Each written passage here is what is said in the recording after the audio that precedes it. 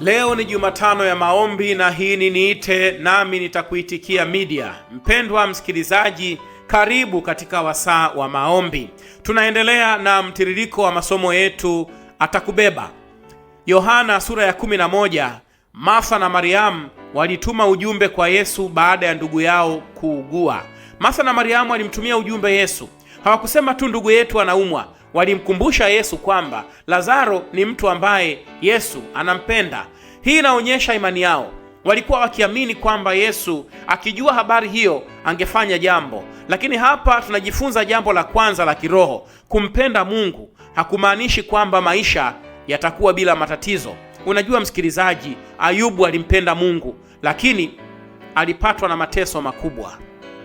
Yusufu alikuwa mtu mwenye haki, lakini alitupwa gerezani. Daudi alikuwa mtu wa moyo wa Mungu, lakini alipitia mateso. Kuna watu wanafikiri kwamba wakimkaribia Mungu matatizo yataisha kabisa. Ukweli ni kwamba wakati mwingine hata watu wanaompenda Mungu wanakutana na matatizo magumu. Tofauti ni kwamba mtu anayemwamini Mungu hapitii matatizo peke yake. Mungu anakuwa pamoja naye katika kila hatua. Wakati msaada wa Mungu unaonekana kuchelewa, angalia Yohana 11:6, basi aliposikia ya kwamba ni mgonjwa, alikaa siku 2 pale pale alipokuwapo. Msikilizaji mpendwa, hili ni jambo la kushangaza. Yesu alipokea habari kwamba Lazaro anaumwa, lakini hakukimbia kwenda mara moja. Alikaa siku 2 mahali alipokuwa. Kwa macho ya kibinadamu inaonekana kama Yesu alikuwa anachelewa, tena bila sababu. Hili ndilo tatizo ambalo watu wengi tunakutana nalo katika maisha. Tunaomba lakini majibu yanaonekana kuchelewa. Tunasubiri lakini hakuna kinachoonekana kubadilika. Martha na Mariamu walikuwa wakisubiri kila saa iliyopita. Walikuwa wakitarajia kuona Yesu akija, lakini ukweli ni kwamba Yesu hakufika ndani ya muda ambao wangetazamia angefika. Na kibaya zaidi, hatimaye Lazaro alikufa.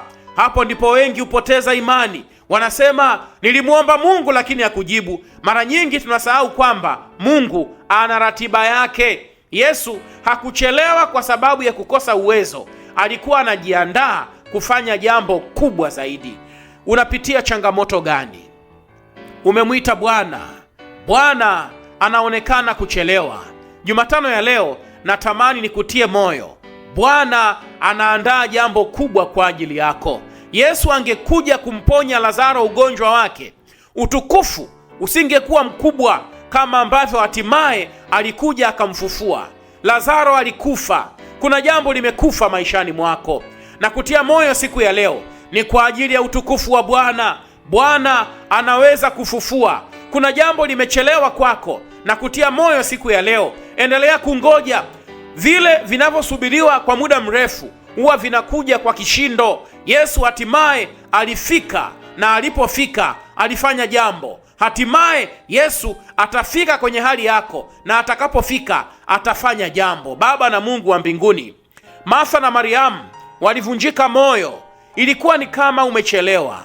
Matumaini yaliondoka. Kifo kiliingia. Binadamu hatuwezi kupigana na kifo. Bwana, wewe unaweza. Ulipokuja ulimfufua Lazaro. Jumatano ya leo kuna mambo yamekufa.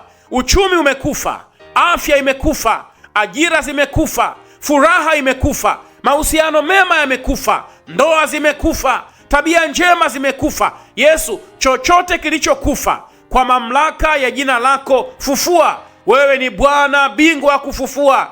Aliyechelewa leo mfariji. Sauti yako ya upole isikike ukisema, hatimaye nitakuja, na ninapokuja nakuja kubadilisha mambo. Asante Bwana kwa sababu umesikia, na asante kwa sababu umetenda. Twaomba haya kwa imani kwa jina la Yesu Kristo. Amen.